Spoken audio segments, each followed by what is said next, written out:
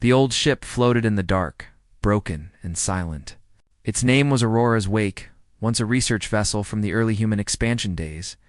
Now, it drifted through the quiet edge of a dying star system, a ghost in space. The emergency beacons had long gone cold, but one faint signal still flickered across the void, steady, like a heartbeat that refused to die. Captain Ryland Mercer's small scout ship. The Helios Edge caught that pulse while on patrol duty. The rest of his crew wanted to ignore it.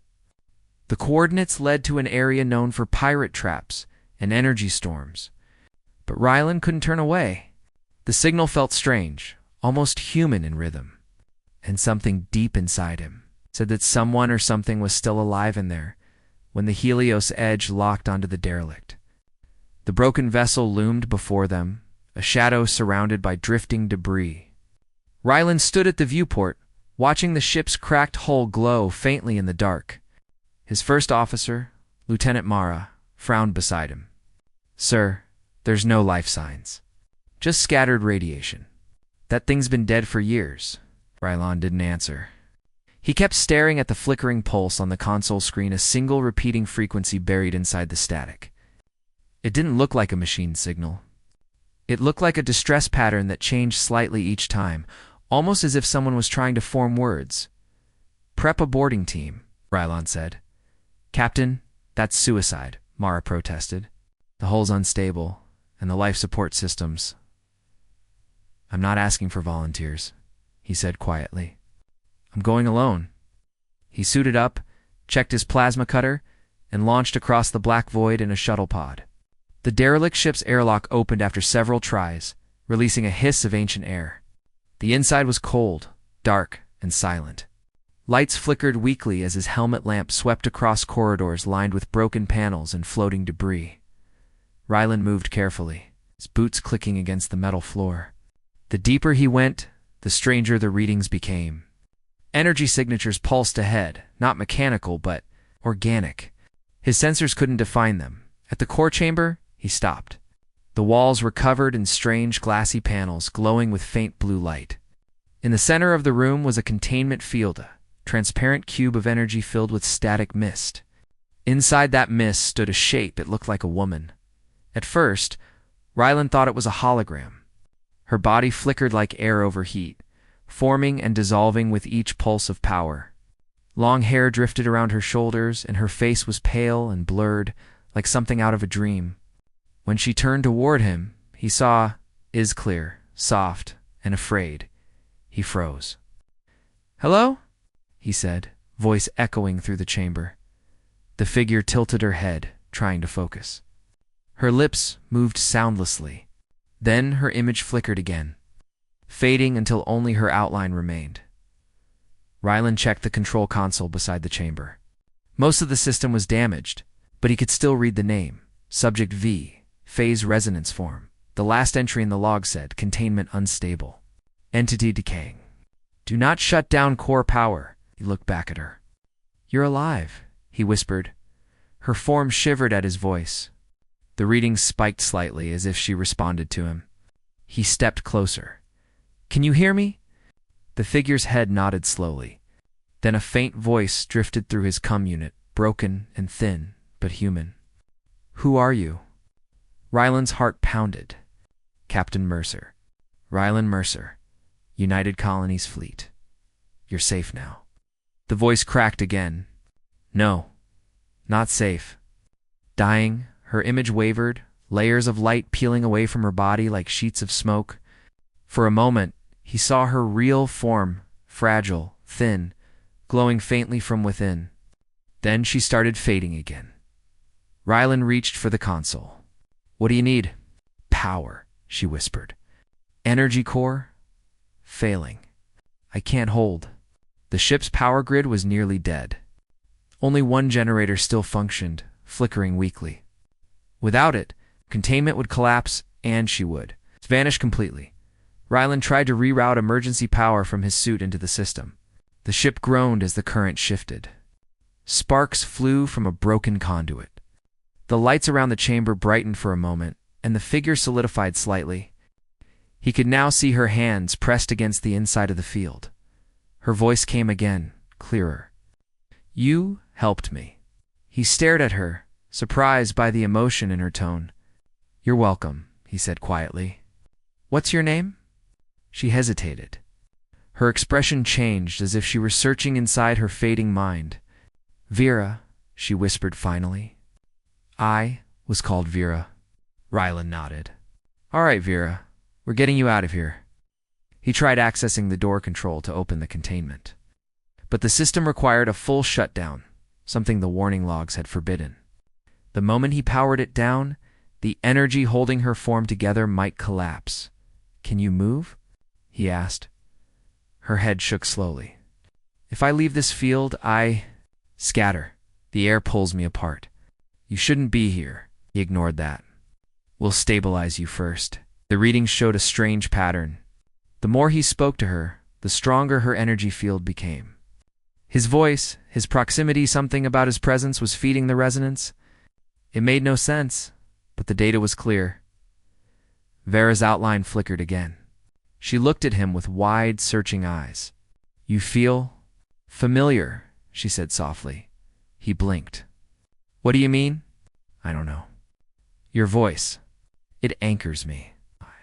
Rylan stepped closer to the barrier. The field buzzed faintly, a wall of soft, static light. He raised a hand and pressed it against the surface. On the other side, her glowing fingers mirrored the motion. For a brief moment, the energy flickered in. He felt warmth, real warmth. Through the field, Vera gasped as her form sharpened into focus. Her hair shimmered silver, and her face looked suddenly clear, delicate, and real. Then the power dipped again, and half her body vanished into light.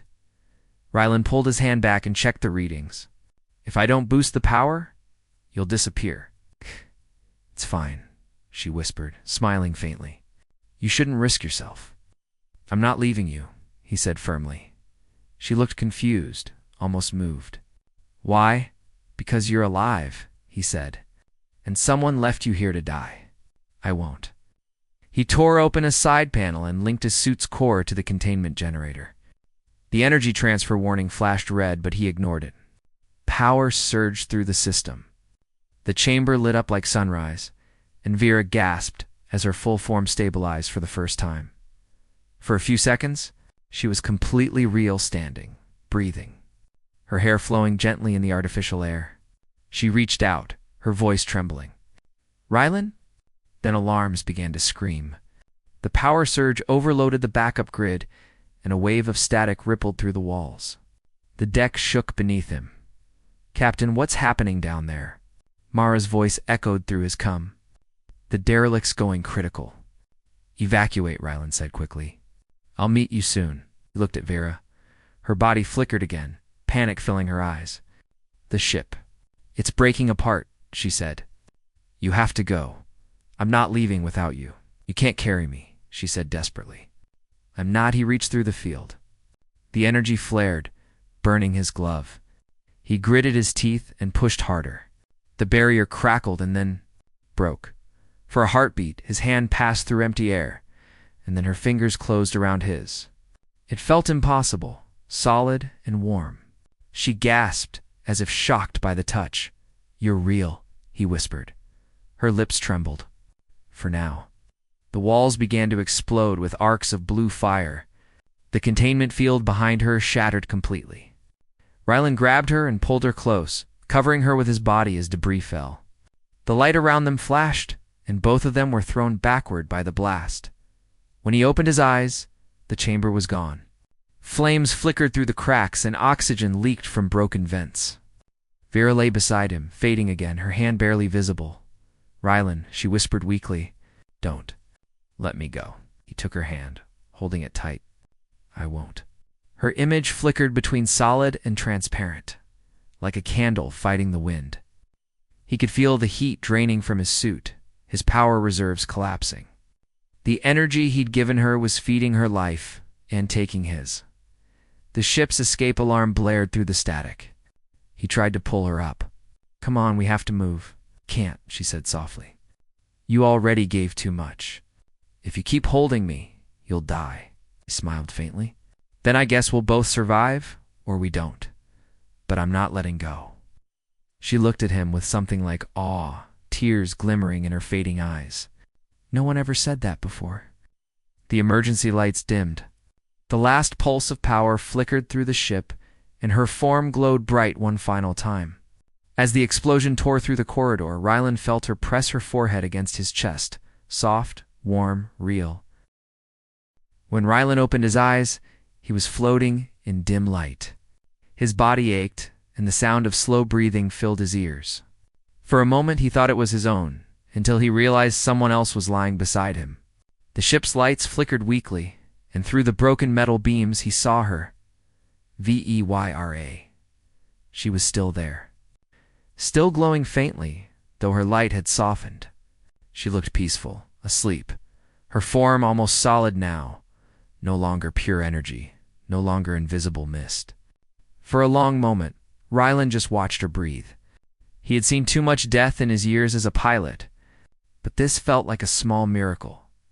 The Helios edge had automatically pulled his unconscious body in anything, attached to his suit back through the boarding tether before the derelict exploded.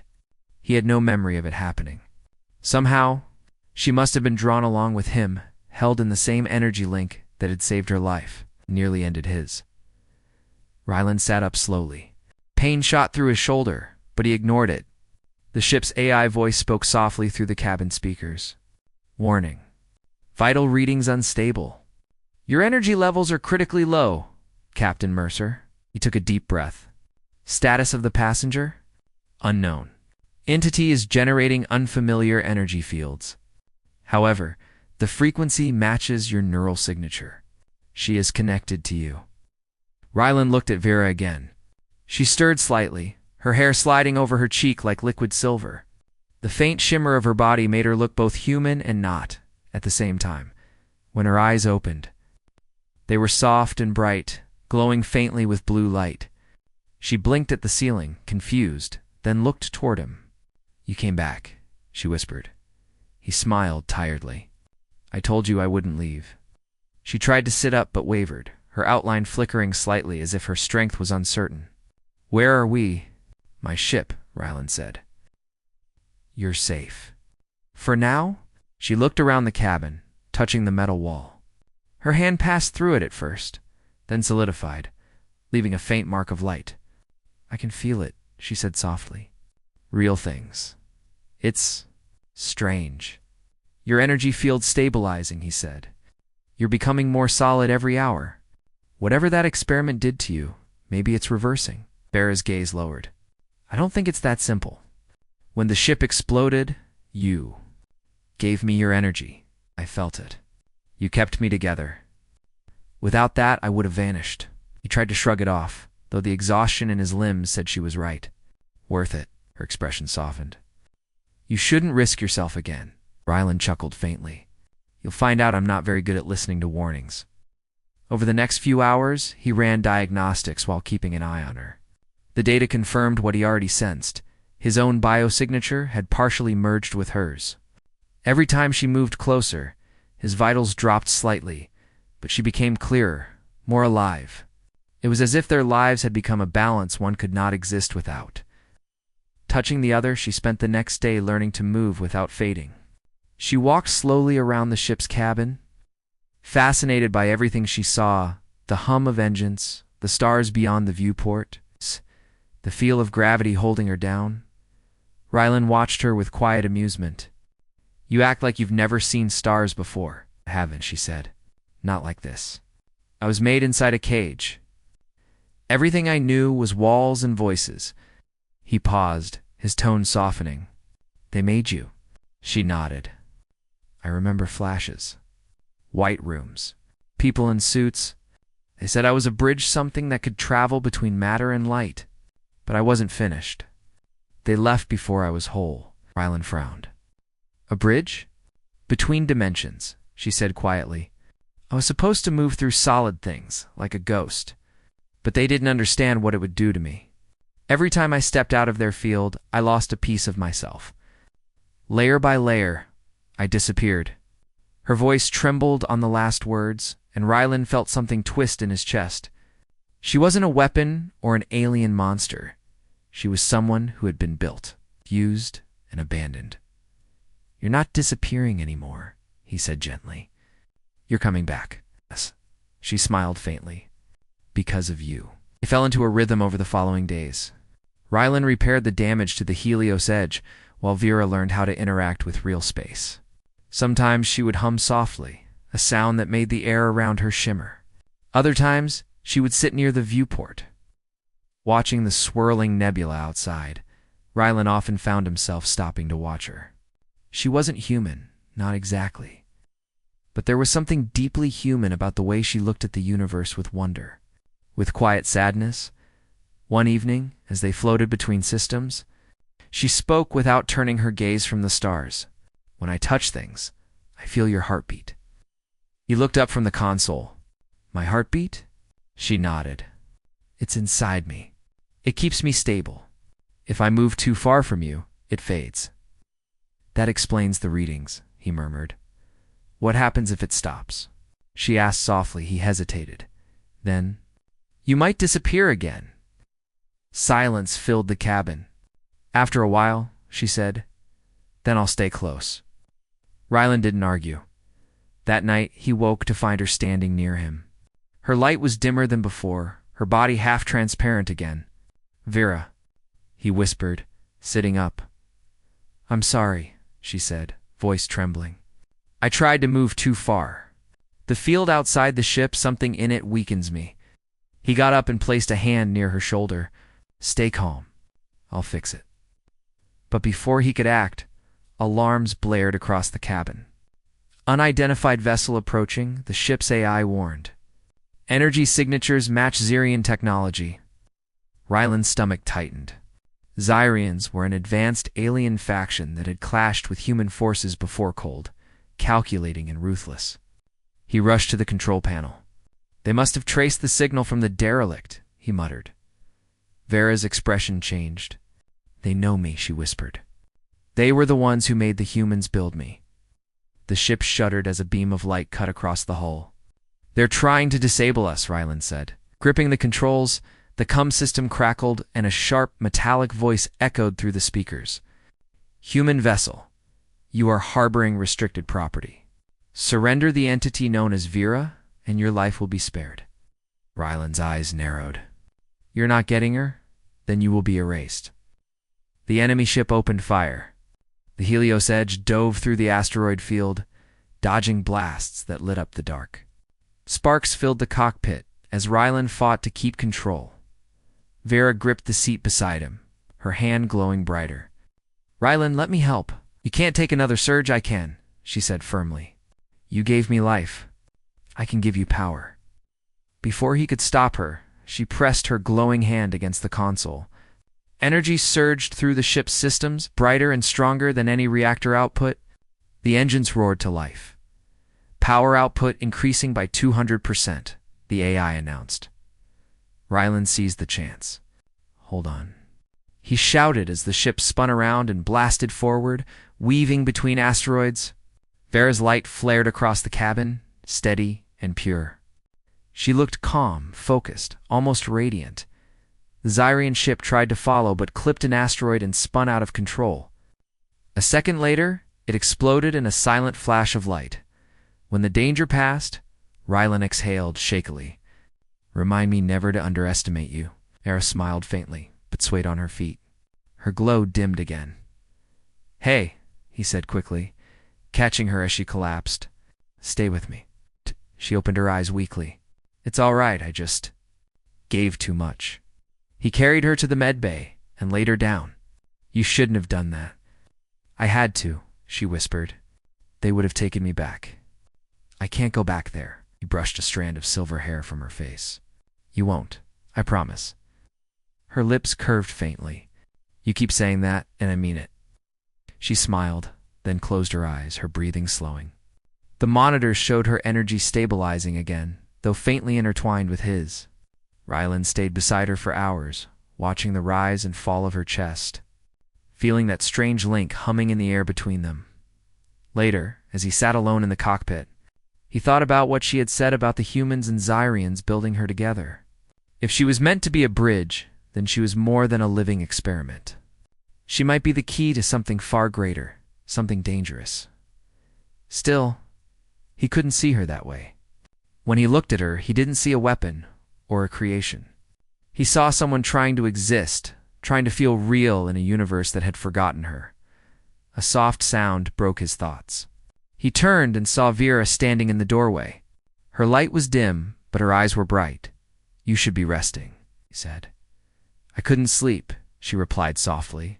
"When I rest, I dream of the lab. Of fading again." "You won't fade," he said. "I'll make sure of it." She came closer, stopping just a few steps from him. The light between them pulsed faintly, synchronizing with their heartbeats. "You don't understand," she whispered. "When I look at you, I don't just see you.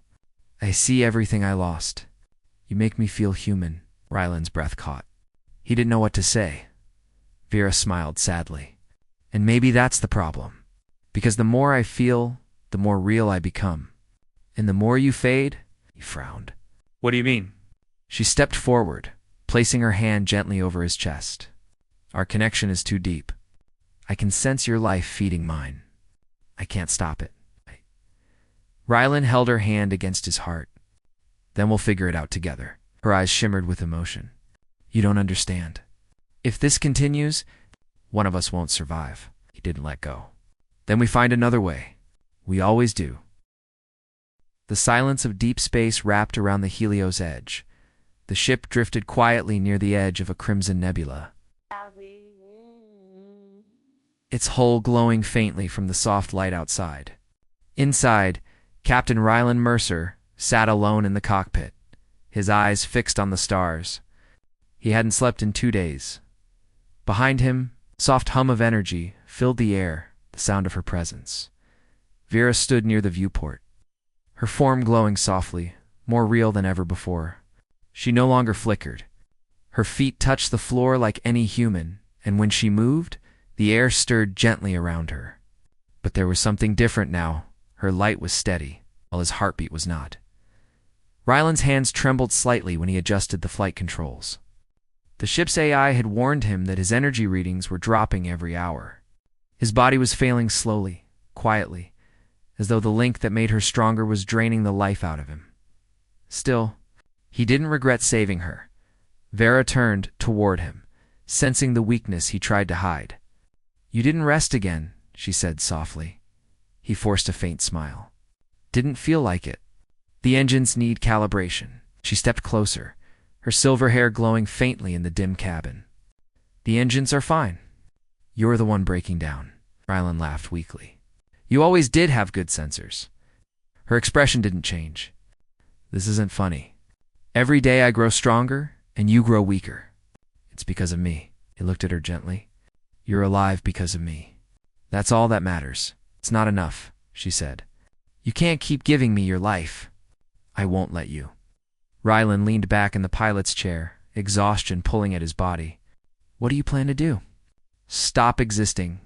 Fade away?" "If it means saving you," she whispered, "yes." He shook his head firmly. "No, you fought too hard to be real. Don't throw that away now." Vera stared at him for a long time. The stars reflected in her eyes like distant memories.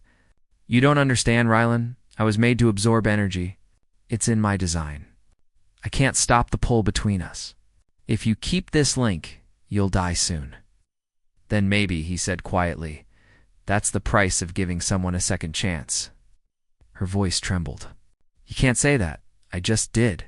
For a long time, neither of them spoke. The ship floated through the nebula's edge, wrapped in a silence too heavy to break. Later, as Ryland ran diagnostics, Vera moved behind him. Her hands glowed faintly as she touched the console. "There's something I can do," she said softly. "A way to break the link."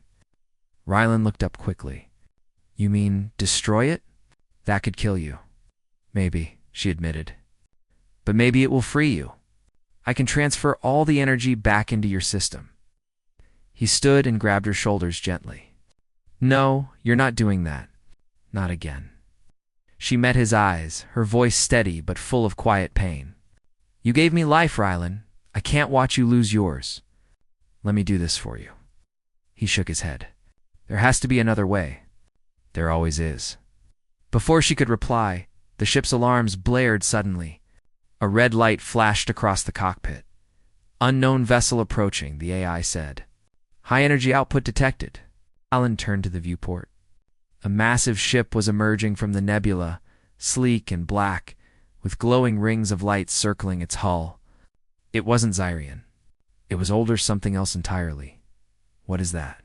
He whispered. Vera's face went pale. They found me again? You mean the Xyrians? She shook her head.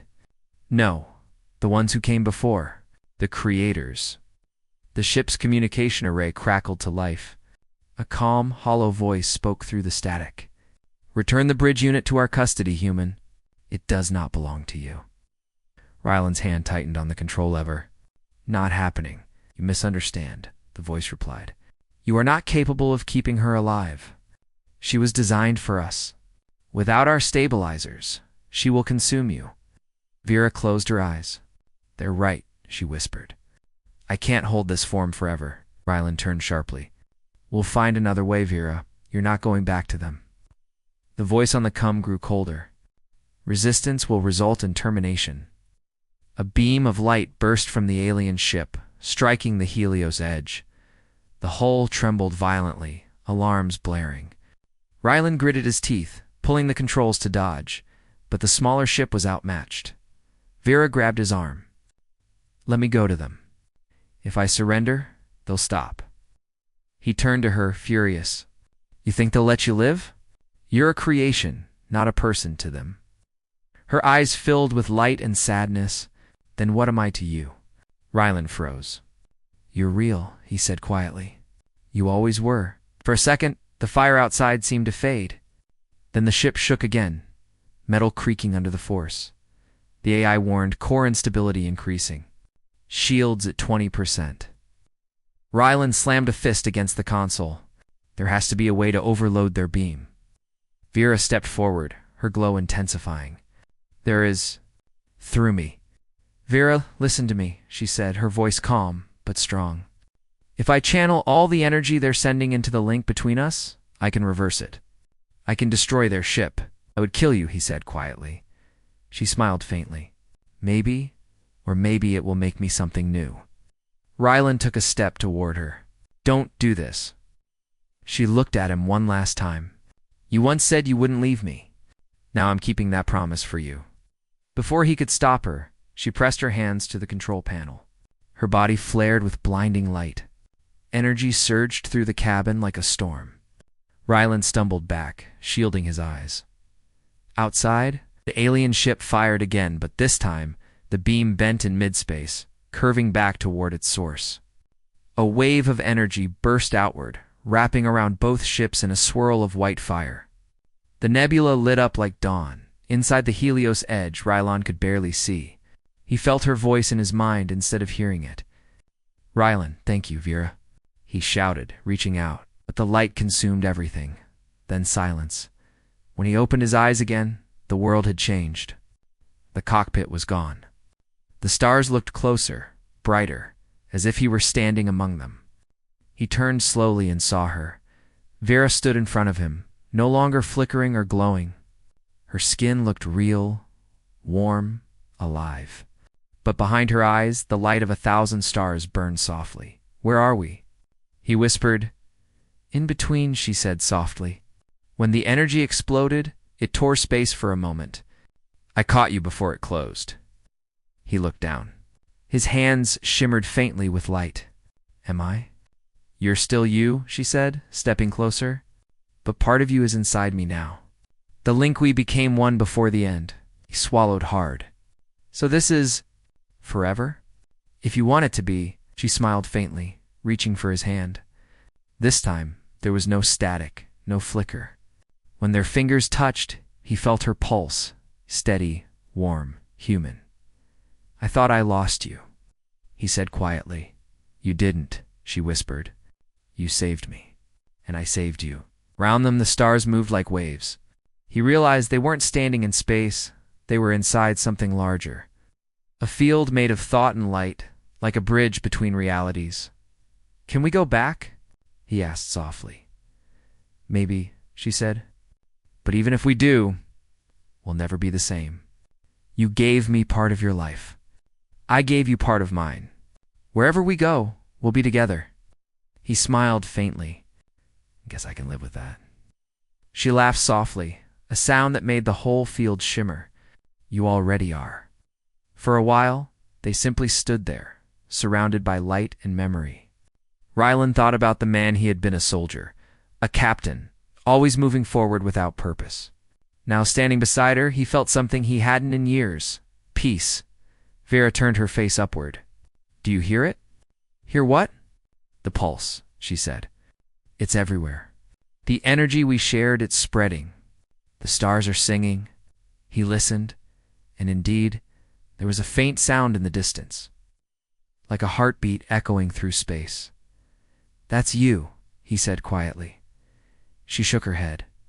"That's us." He took her hand again, feeling the warmth of her touch. "So what now?" "We build something new," she said. "A world where neither of us fades." Light began to swirl around them again. Slowly, the darkness of space bent and shaped itself into something else, a landscape of silver ground. Glowing rivers and skies filled with moving stars. It was beautiful, impossible, alive. Vera smiled softly. "I can create now. The energy inside me listens to thought. What do you want to make first?" Rylan looked around, then at her. "A sunrise," he said, "one that never ends." She closed her eyes, and the horizon filled with color gold, pink, and blue light spreading like fire across the sky. The warmth touched his face, and he realized she wasn't fading anymore. Her light was no longer fragile. It was part of everything. He whispered, "You did it." "No," she said gently, opening her eyes. "We did." He smiled, watching the new world rise before them. "So this is what it feels like to be real." She nodded, her voice soft. "You made me real. Layer by layer, you pulled me out of nothing. And now, you're here, part of me." "You were never losing me, Rylan. You were finding yourself." He looked at her, and for the first time, he didn't see a creature made of light or a woman born of science. He saw the person who had crossed the line between existence and memory because he refused to let her go. She came closer, her face lit by the endless dawn. "Do you remember what you said the first time we met?" He smiled faintly. "I said you weren't a thing. You were someone." Her eyes softened. "You were right." As the light of their world rose higher, the stars above shimmered in rhythm with their joined heartbeat. Two lives, one human, one beyond human, woven together by defiance, love, and something deeper than science could ever name.